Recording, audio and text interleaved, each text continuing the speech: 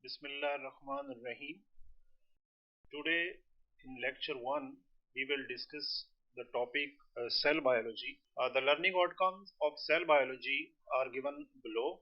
The first learning outcome of cell biology is the compare and contrast the structure of a typical animal and plant cell.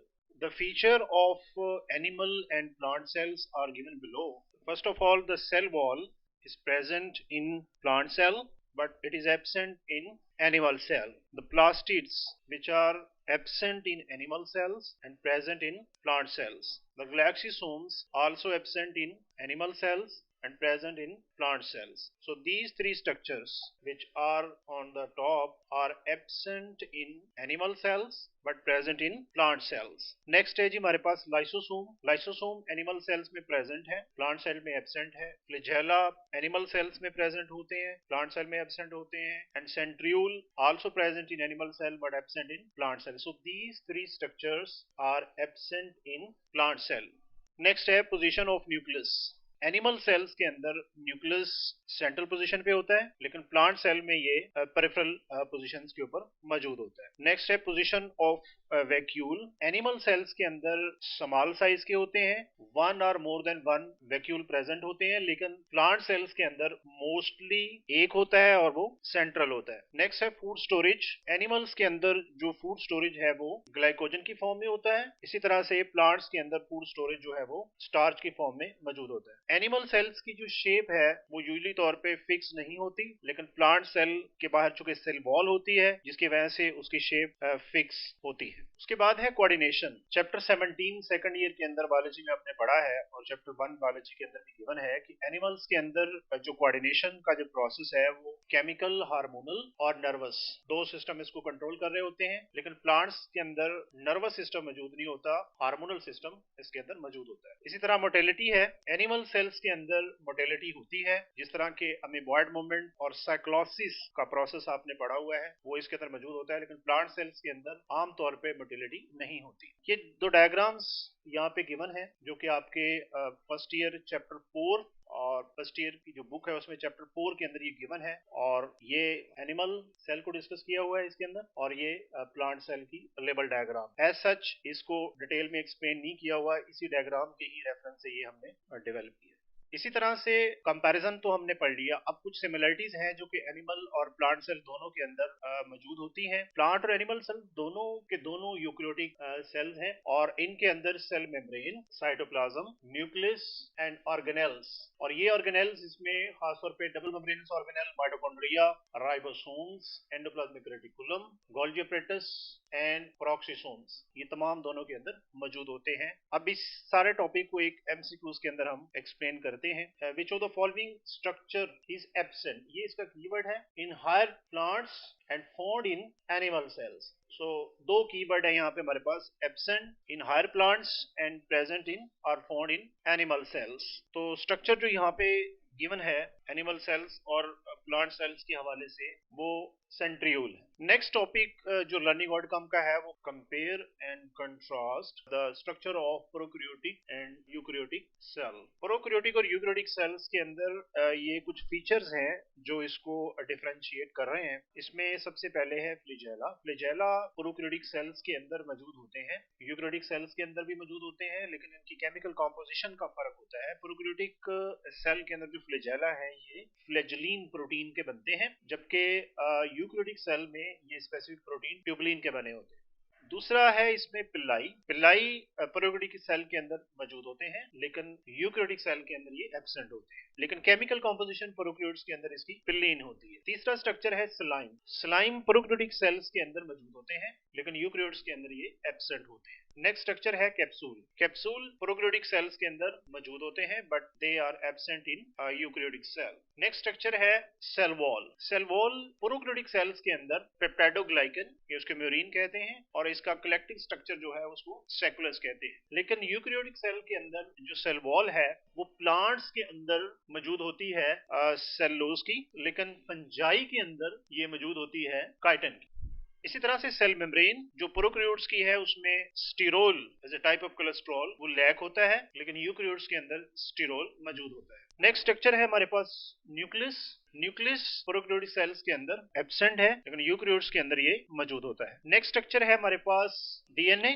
DNA prokaryotic cells के अंदर submerge होता है cytoplasm के अंदर, लेकिन ये single circular form के अंदर मौजूद होता है। इसी तरह से यूकैरियोटिक सेल्स के अंदर जो डीएनए है वो न्यूक्लियस में, माइटोकॉन्ड्रिया में और क्लोरोप्लास्ट में 3 जगह पे ये मौजूद होता है, और इसकी जो स्ट्रक्चर है वो लीनियर है या वो सर्कुलर भी हो सकती है। नेक्स्ट, डीएनए के अंदर हिस्टोन या न्यूक्लियोहिस्टोन प्रोटीन प्रोकैरियोटिक सेल्स के अंदर मौजूद नहीं होती, बट ये यूकैरियोटिक सेल के अंदर मौजूद होती है। उसके बाद है post transcriptional modification. Prokaryotic cells के अंदर पोस्ट ट्रांसक्रिप्शनल मॉडिफिकेशंस नहीं होती। चैप्टर 20 के अंदर आपने ये पढ़ा है प्रोसेस पोस्ट ट्रांसक्रिप्शनल मॉडिफिकेशन का, ट्रांसक्रिप्शन का, ट्रांसलेशन का। तो जब भी हम कंपैरिजन कर रहे होते हैं तो हम बुक के अंदर जहां भी इसका क्रॉस रेफरेंस दिया होता है उन तमाम चीजों को सामने रखते हैं, लेकिन यूकैरियोट सेल के अंदर पोस्ट ट्रांसक्रिप्शनल मॉडिफिकेशन का प्रोसेस मौजूद होता है। नंबर ऑफ क्रोमोसोम प्रोकैरियोट्स के अंदर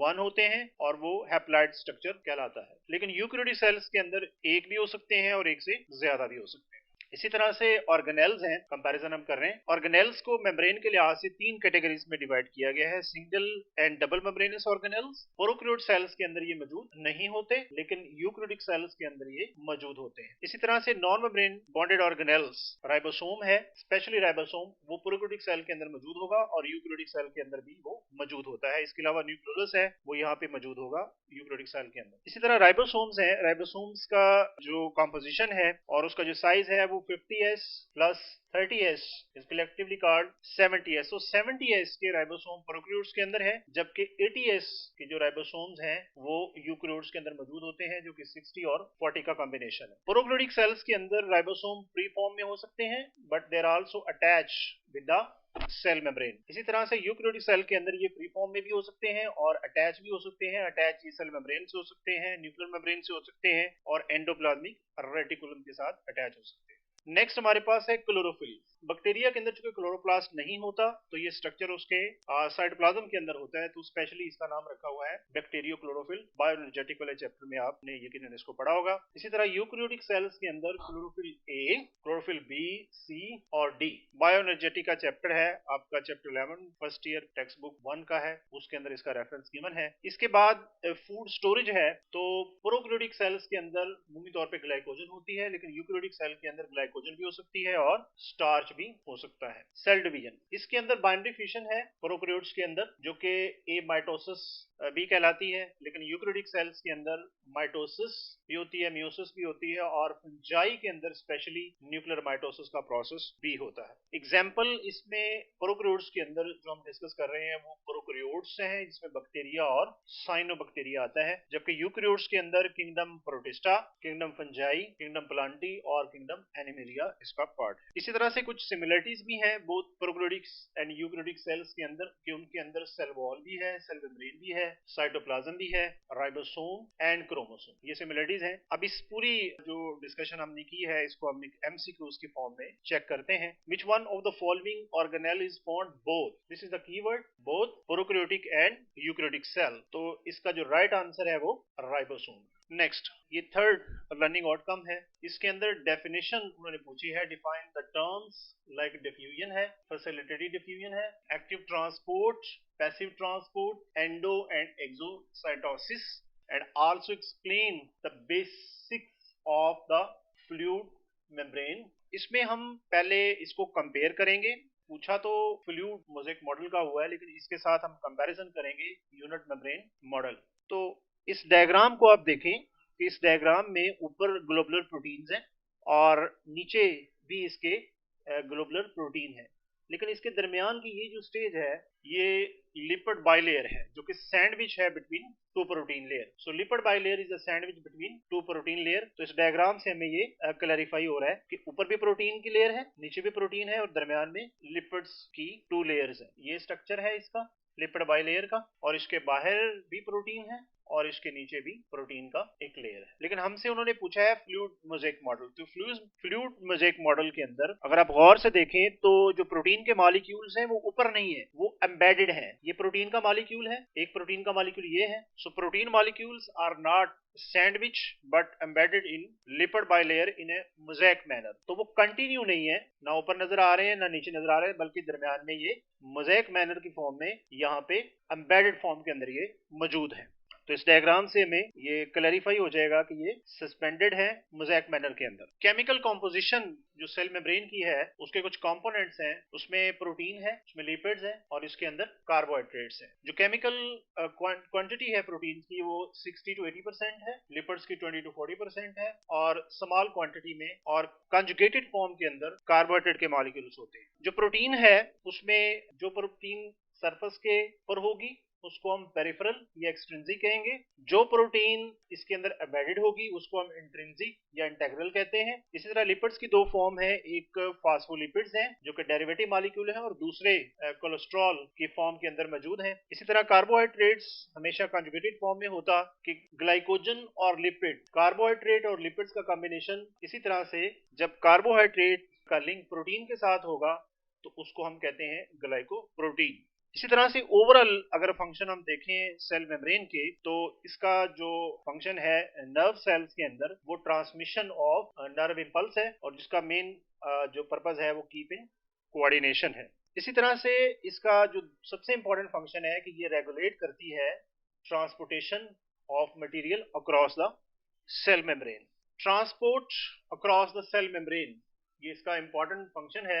ट्रांसपोर्टेशन का जो प्रोसेस है वो डिपेंड कर रहा होता है, उसको हम क्लासीफाई करते हैं कि वेदर डिपेंड अपॉन एनर्जी और नॉट। एटीपी को अगर तो एटीपी इसमें यूज नहीं होते इस प्रोसेस के अंदर तो उसको हम पैसिव ट्रांसपोर्ट का नाम देते हैं, और अगर एटीपी के मॉलिक्यूल यहाँ पे यूटिलाइज होते हैं तो उसको हम एक्टिव ट्रांसपोर्ट का नाम देंगे। जो पैसिव ट्रांसपोर्ट होती है वो अलोंग द कंसंट्रेशन ग्रेडियंट या डाउनहिल मूवमेंट उसको हम कहते हैं, जबकि जो एक्टिव ट्रांसपोर्ट है वो केस कंसंट्रेशन ग्रेडियंट है या उसको हम अपहिल मूवमेंट का नाम देते हैं। तो ये इसका बेसिकली हम यहाँ पे कंपैरिजन कर रहे हैं पैसिव और एक्टिव ट्रांसपोर्ट का। इसी तरह से जो पैसिव ट्रांसपोर्ट है उसको फर्दर डिवाइड किया गया है दो प्रोसेस में, एक इसमें सिंपल डिफ्यूजन है और दूसरा इसके अंदर फैसिलिटेटेड डिफ्यूजन है।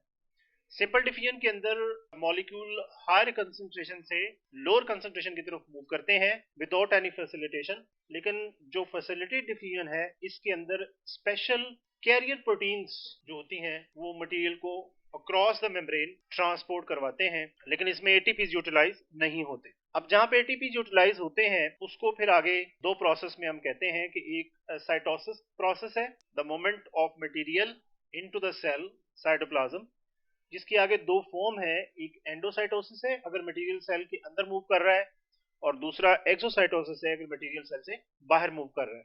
अगर तो मटेरियल सेल के अंदर मूव कर रहा है और वो सॉलिड फॉर्म के अंदर है तो उसको हम फेगोसाइटोसिस का नाम देंगे, और अगर मटेरियल लिक्विड फॉर्म के अंदर मूव कर रहा है तो उसको हम पिनोसाइटोसिस का नाम देते हैं। इस ट्रांसपोर्ट अक्रॉस द मेम्ब्रेन को अगर हम देखें एक एमसीक्यूज की फॉर्म में तो इसकी स्टेटमेंट है the rapid exchange of material through the carrier proteins. जिस तरह मैंने पहले आपको बताया है कि कैरियर प्रोटीन्स के थ्रू अगर होती है तो उसको हम नाम देंगे that will be called facilitated diffusion. इसके साथ साथ सेल मेम्ब्रेन को हम डिफरेंशिएटली या सिलेक्टिवली परमेएबल मेम्ब्रेन का नाम देते हैं। इसका मतलब ये होता है कि वो मॉलिक्यूल्स जो कि लिपिड सोल्यूबल हैं या प्रोटीन सोल्यूबल हैं विच कैन क्रॉस इजीली, और वो मॉलिक्यूल जो स्मॉल साइज के हैं जिसमें गैस है, वाटर मॉलिक्यूल्स हैं, वो भी इसमें से इजीली पास ऑन हो जाते हैं। लेकिन वो मॉलिक्यूल जिनका साइज ज्यादा हो, लार्ज साइज के हो या चार्ज पार्टिकल हो जिसमें आयंस हो, they have some difficulty to cross them, उनको मूवमेंट करवाने के लिए यहाँ पे एक्टिव ट्रांसपोर्ट यूटिलाइज होती है। तीसरा जो लर्निंग आउटकम है वो आउटलाइंस है structure and function of the organelles. अब इन ऑर्गेनेल्स को अगर हम मेम्ब्रेन के लिहाज से डिवाइड करें तो ये तीन हिस्सों में डिवाइड हो जाती हैं। अमूमी तौर पे सेल के तीन पार्ट होते हैं। सबसे बाहर सेल मेम्ब्रेन है जिसको हम प्लाज्मा मेम्ब्रेन भी कहते हैं, दूसरा इसके अंदर साइटोप्लाज्म है और तीसरा उसका सेंट्रल पार्ट उसको हम न्यूक्लियस कहते हैं। अब साइटोप्लाज्म के अंदर ऑर्गेनेल्स मौजूद होते हैं। मेम्ब्रेन की बेस के ऊपर इन ऑर्गेनेल्स को 3 कैटेगरीज में डिवाइड किया है, non membranous organelle, single membranous organelle and double membranous organelle. इसमें हम एक एक करके इनको डिस्कस कर लेते हैं। सबसे पहले राइबोसोम्स हैं जो कि नॉन मेम्ब्रेनस ऑर्गेनेल्स हैं, जिसको हम राइबो न्यूक्लियोप्रोटीन्स केमिकल कंपोजिशन की बेस पे भी कहते हैं। तो इसका इंट्रोडक्शन इस तरीके से है कि ribosomes actually the factory of protein synthesis, factory of ribosome is actually the nucleolus. तो आप इस तरह से इसको अंडरस्टैंड कर सकते हैं कि न्यूक्लियोलस के अंदर राइबोसोम बनते हैं और राइबोसोम्स प्रोटीन को सिंथेसाइज करते हैं। इनकी अकरेंस अभी हमने पीछे जब प्रोकैरियोटिक्स और यूकैरियोटिक पढ़ रहे थे तो उस दौरान हमने देखा था कि ये फ्री फॉर्म के अंदर भी होंगे साइटोप्लाज्म में और अटैच भी होते हैं एंडोप्लाज्मिक रेटिकुलम के साथ, या फिर ये न्यूक्लियर मेम्ब्रेन के साथ भी अटैच होते हैं, सेल मेम्ब्रेन के साथ भी अटैच होते हैं। केमिकली तौर पे ये दो चीजों के बनते हैं, राइबोसोमल आरएनए एंड प्रोटीन। इनकी जो क्वांटिटी है वो ऑलमोस्ट सेम होती है, जो मेंशन नहीं है, इसलिए इनको राइबोन्यूक्लियो प्रोटीन का नाम देते हैं। अगर हम इनकी स्ट्रक्चर देखें तो इसके दो पार्ट हैं, लार्जर सब यूनिट जो कि 60S का है और स्मॉलर सब यूनिट जो कि 40S का है। अब इन दोनों सब यूनिट्स को मिलाने के लिए यहाँ पे मैग्नीशियम आयन Mg+2 मौजूद होता है। राइबोसोम प्रोटीन सिंथेसिस के दौरान अटैच होते हैं मैसेंजर आरएनए के साथ। तो राइबोसोम का जो सबसे पहले पार्ट अटैच होगा वो स्मॉलर सब यूनिट होगा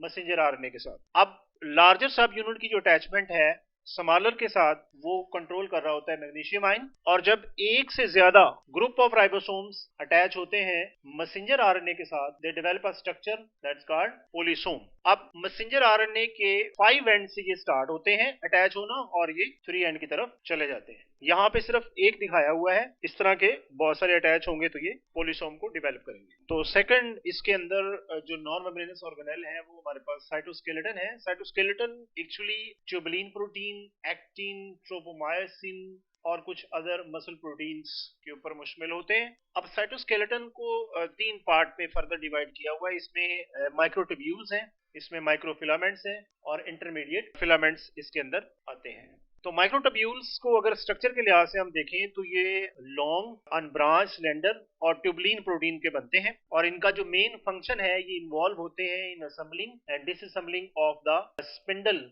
स्ट्रक्चर ड्यूरिंग माइटोसिस। ये मौजूद होते हैं at the base of cilia, at the base of flagella, basal body और सेंट्रियोल। इसी तरह से माइक्रोफिलामेंट्स जो हैं अगर हम इनके साथ कंपेयर करें तो ये कंसिडरेबली मोर सिलेंडर है, link the inner surface of the plasma membrane. अगर आप डायग्राम देखें प्लाज्मा मेम्ब्रेन की तो ये इसकी इनर सरफेस के साथ अटैच होते हैं। केमिकली ये कॉन्ट्रैक्टाइल प्रोटीन्स के बनते हैं और इन्वॉल्व होते हैं इंटरनल सेल मोशन, खासतौर पे साइक्लोसिस, अमीबाइड मूवमेंट उसको हम कहते हैं। ये बिल्कुल कंपैरिजन फॉर्म में लिखा हुआ है। और तीसरा इसमें इंटरमीडिएट है, नाम से जाहिर है कि इनका जो डायमीटर है वो इन बिटवीन माइक्रोट्यूब्यूल्स और माइक्रोफिलामेंट्स के दरमियान में होता है, और इनका जो मेन फंक्शन है वो मेंटेनेंस ऑफ सेल शेप। उसके अलावा integration of cellular compartment, cell के जो ऑर्गेनेल्स हैं उनकी जो मूवमेंट है और उनको आपस में कोऑर्डिनेट करवाने वाले इंटरमीडिएट फिलामेंट्स। जी next non membranous organelle centriole. Centriole present होता है एनिमल सेल्स के अंदर और some microorganisms and in lower plants. तो ये पीछे हम कंपैरिजन में जब कर रहे थे तो उस वक्त भी हमारे सामने ही आया है, लेकिन ये एब्सेंट होता है हायर प्लांट्स में। एक दफा दोबारा हम इसको पढ़ रहे हैं। और फंजाई के अंदर न्यूक्लियर माइटोसिस इसकी एब्सेंस की वजह से होती है। Location near the exterior the surface of nucleus, exterior of the nucleus ये मौजूद होता है। स्ट्रक्चर डायग्राम में देखें कि in cross section each centriole consist of a cylindrical array of 9 microtubules. तो 9 माइक्रोट्यूब्यूल का अरे ये है 9, तो 27 नंबर बनते हैं यहाँ पे माइक्रोट्यूब्यूल्स के।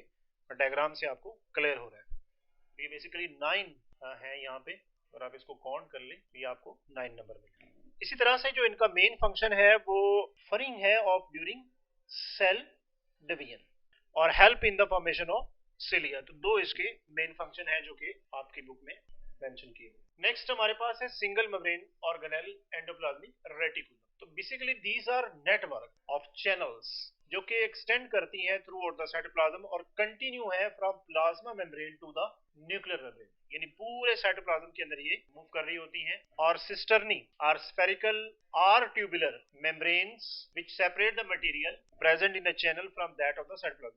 सो अगर आप डायग्राम में देखें तो ये जो आपको नजर आ रही है ये चैनल्स जिनके अंदर मटेरियल है जो कि सेपरेट है साइटोप्लाज्म से, तो इनको हम सिस्टर्नी का नाम देते हैं। एंडोप्लाज्म रेटिकुलम की दो मेन टाइप्स हैं, two types, rough endoplasm reticulum and smooth. और इसका जो मेन फंक्शन है ओवरऑल अगर हम देखें दोनों का, तो वो मैकेनिकल सपोर्ट है या शेप मेंटेनेंस ऑफ सेल, और दूसरा है transport of material within the cell.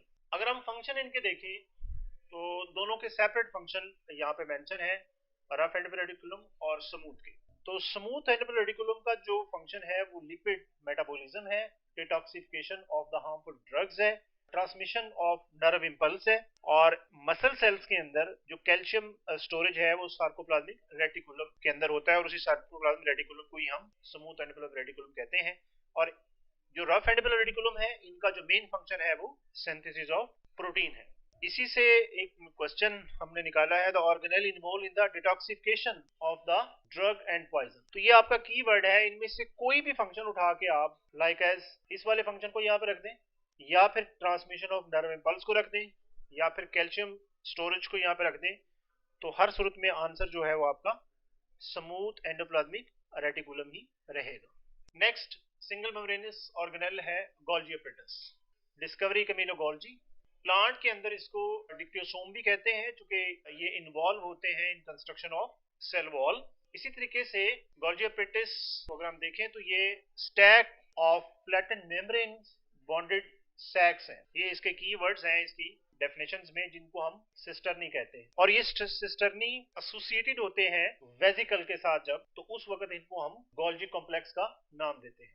ये सिस्टर्नी जो स्टैक्स हैं वो कंटिन्यूसली बनते हैं fusion of the vesicle which are drive budding of the smooth endoplasmic reticulum। तो ये एक इंपॉर्टेंट चीज है कि स्मूथ एंडोप्लाज्मिक रेटिकुलम से ये वेजिकल्स बर्ड ऑफ होते हैं और फिर ये सैक्स गोल्जी एपेटस के साथ जब मिलती हैं तो उस वक्त इनको हम गोल्जी कॉम्प्लेक्स का नाम देते हैं।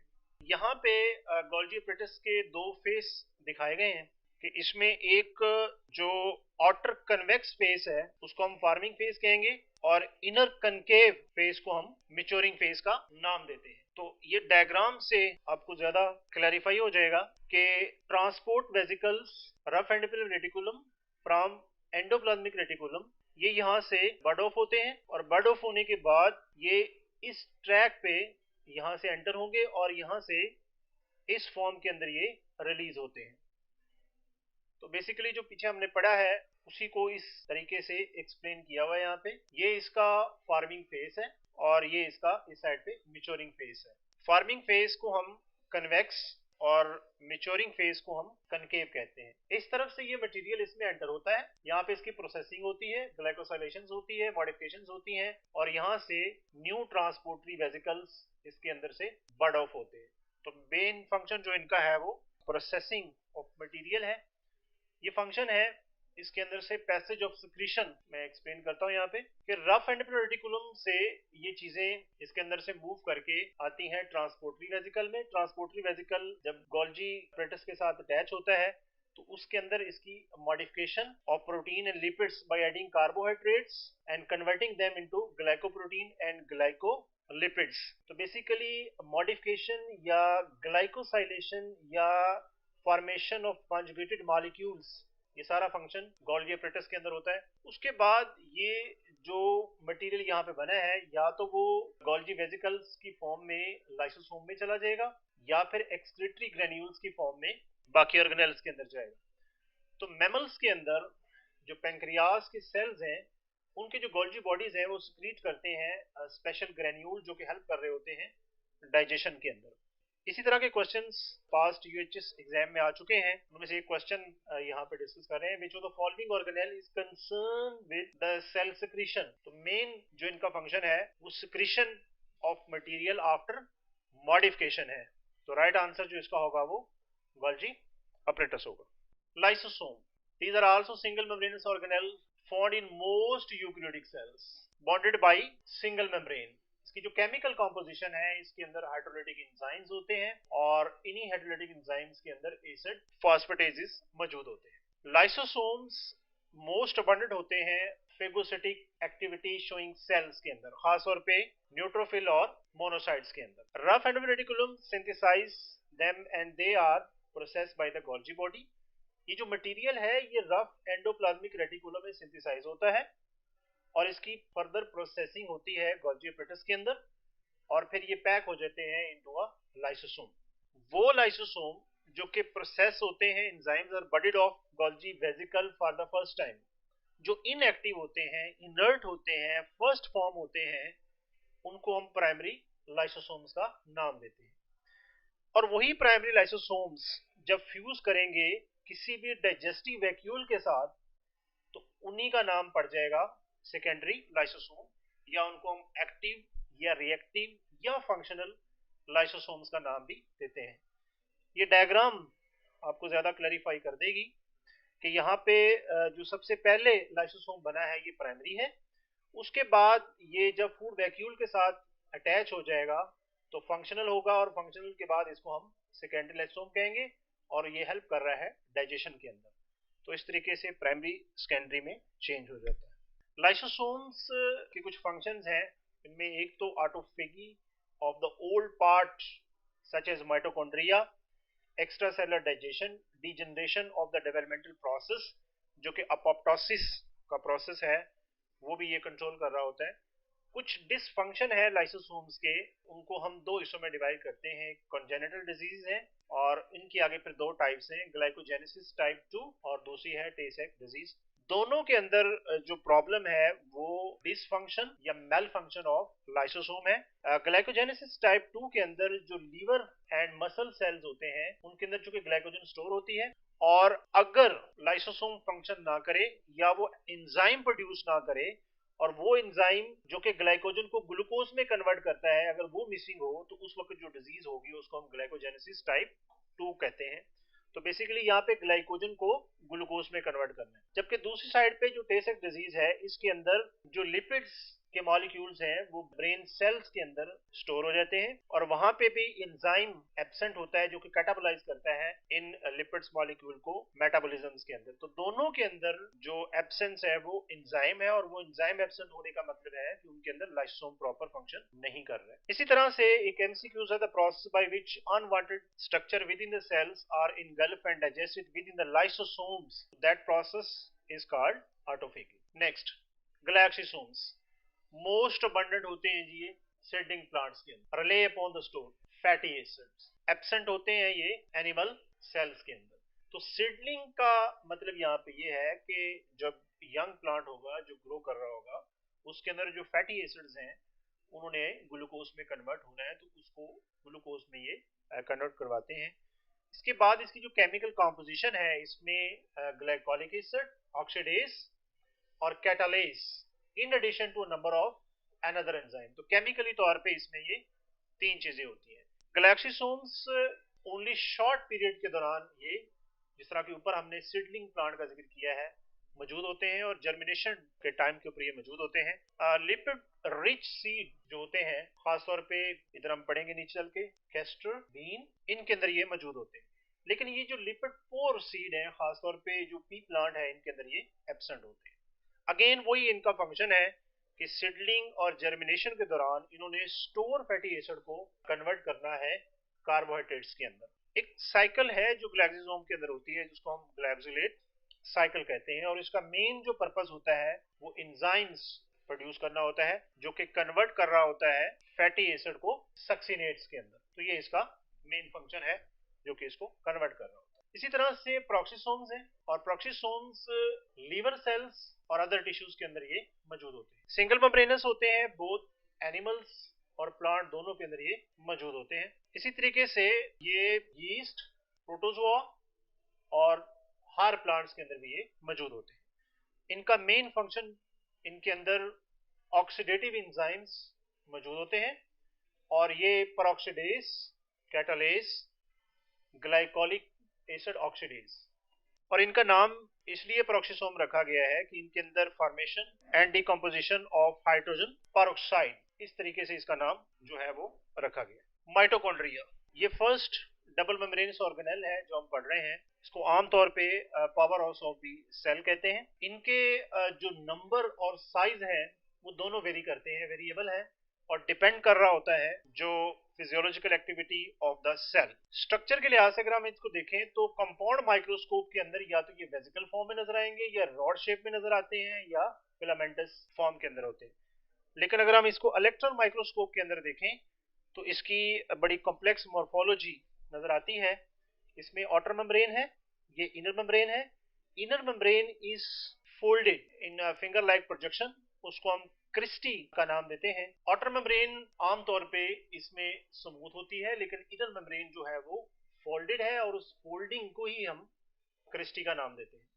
Inner membrane surface of Christie of the mitochondria contain a small knob like structure, और उन्हीं नोब लाइक स्ट्रक्चर्स को हम F1 पार्टिकल कहते हैं। अगर आप इस डायग्राम को दोबारा देखें तो ये नोब लाइक स्ट्रक्चर इसके ऊपर दिए हुए हैं, जिनको हम F1 या फंडामेंटल पार्टिकल का नाम दिया जाता है। ओवरऑल जो फंक्शन है माइटोकॉन्ड्रिया के वो क्रेब्स साइकिल है, एरोबिक रेस्पिरेशन है, और फैटी एसिड मेटाबॉलिज्म इसके अंदर होता है। इसी से एक क्वेश्चन जो भी हमने डिस्कस किया है, the inner membrane of the mitochondria is folded to form a finger like structure, अभी हमने ऊपर डिस्कस किया है, उसको हम क्रिस्टी कहते हैं। ये दूसरा डबल मेम्ब्रेनस ऑर्गेनेल है, उसको हम न्यूक्लियस कहेंगे, और न्यूक्लियस रिपोर्ट किया रॉबर्ट ब्राउन ने। इसकी लोकेशन, इसकी शेप और इसके नंबर ये सब वेरी करते हैं, सो वेरिएबल है। केमिकली तौर पे अगर न्यूक्लियस की कंपोजिशन हम देखें तो इसके अंदर डीएनए, आरएनए और प्रोटीन खास तौर पे इसके अंदर मौजूद होती है, including enzyme. Nucleus non dividing stage के ऊपर विजिबल होता है, visible only non dividing stage. It contain chromatin material network और सोल्यूबल सैप इसके अंदर मौजूद है, जिसको हम नाम देते हैं न्यूक्लियोप्लाज्म। तीन इसके मेन कंपोनेंट बनेंगे, एक न्यूक्लियर इनवेलप है, एक न्यूक्लियोप्लाज्म है, और बाकी इसके अंदर मटेरियल मौजूद होता है। न्यूक्लियस के तीन पार्ट हैं, न्यूक्लियर मेम्ब्रेन है, न्यूक्लियोलस है, और क्रोमोसोम्स। न्यूक्लियर मेम्ब्रेन को अगर हम देखें तो इसके दो पार्ट मिलते हैं, टू मेम्ब्रेन्स हैं। आउटर मेम्ब्रेन जो कि कंटिन्यू होती है विद एंडोप्लाज्मिक रेटिकुलम के साथ, और दूसरे जो इनर पार्ट है उसका काम होता है न्यूक्लियर कंटेंट के साथ उसको इनक्लोज करना। तो अगर यहां से आप देखें तो एक बाहर की मेम्ब्रेन नजर आ रही है और एक इसी तरह से इसके अंदर मौजूद है, तो डबल मेम्ब्रेन ही होती है। और इसके अंदर न्यूक्लियर पोर मौजूद होते हैं, जो कि हमें यहाँ से डायग्राम से क्लियर हो रहे हैं कि these are the nuclear pores of the nuclear envelope. Undifferentiated cell जो होते हैं, खासतौर पे जो एग सेल है, इसके अंदर इनकी जो तादाद है वो 30,000, लेकिन जो डिफरेंशिएटेड सेल होते हैं, मेच्योर सेल होते हैं, लाइक्रोसाइड, इसमें 3 से 4 न्यूक्लियर पोर मौजूद होते हैं पर न्यूक्लियस। इसी तरह से इसका जो मेन फंक्शन है न्यूक्लियर पोर का, वो एक्सचेंज ऑफ मटेरियल है बिटवीन साइटोप्लाज्म एंड न्यूक्लियस। दूसरी जो चीज इसके अंदर है वो न्यूक्लियोलस है। न्यूक्लियोलस डार्कली स्टेन्ड है, और ये नॉन मेम्ब्रेनस ऑर्गेनेल है, इसकी कोई मेम्ब्रेन नहीं होती। Ribosomal RNA is synthesised and stored here, इसके अंदर आर या जो है वो यहाँ पे सिंथेसाइज होता है और यहीं पे स्टोर होता है। इसके दो रीजन है, उन दोनों रीजन में जो पेरिफेरल ग्रेनुलर एरिया जो के बनाता है प्रिकर्सर है राइबोसोमल सब यूनिट का। तो दो पार्ट हैं, एक पेरिफेरल ग्रेनुलर एरिया है और दूसरा सेंट्रल फाइब्रल एरिया है, जो कि कंसिस्ट होता है large molecular weight of the RNA and rDNA, ribosomal DNA या रेपिटेटिव डीएनए। और यहाँ पे राइबोसोम जो है वो सिंथेसाइज होते हैं और असेंबल होते हैं। इसी तरह से जो क्रोमोसोम्स हैं वो न्यूक्लियस के अंदर मौजूद होते हैं और बेसिक डाई से इनको स्टेन किया जाता है। क्रोमोसोम्स की जो फॉर्मेशन है वो ड्यूरिंग सेल डिवीजन होती है, और heredity material is in the form of chromosomes are made up of arms and centromere. इसके दो पार्ट हैं, ये इसका सेंट्रल रीजन है जिसको हम सेंट्रोमियर कहते हैं, और ये दो इसके जो आर्म है उसको हम सिस्टर क्रोमेटिड कहते हैं। और यहाँ पे कनेटोकोर प्रोटीन जो कि इस कनेटोकोर प्रोटीन्स के ऊपर कनेटोकोर स्पिंडल फाइबर्स अटैच होते हैं during cell division. Number of chromosomes remains constant generation after generation. मुख्तलिफ ऑर्गेनिजम्स के अंदर इनके नंबर मुख्तलिफ होते हैं, जिस तरह चिंपैंजी में 48 है, फ्रॉग में 26 है, पोटैटो में 48 है। तो क्रोमोसोम्स के नंबर डिफरेंट ऑर्गेनिज्म में सेम हो सकते हैं, लेकिन जो सीक्वेंस ऑफ न्यूक्लियोटाइड है वो हमेशा इसके अंदर डिफरेंट होता है। एक एमसीक्यूज रह गया था पीछे, वो मैं आपसे शेयर कर रहा हूँ। The function of nucleolus is to make, तो इसका जो मेन फंक्शन है न्यूक्लियोलस का वो राइबोसोम सिंथेसाइज करना होता है। So thank you very much. ये आज का लेक्चर था। बहुत शुक्रिया।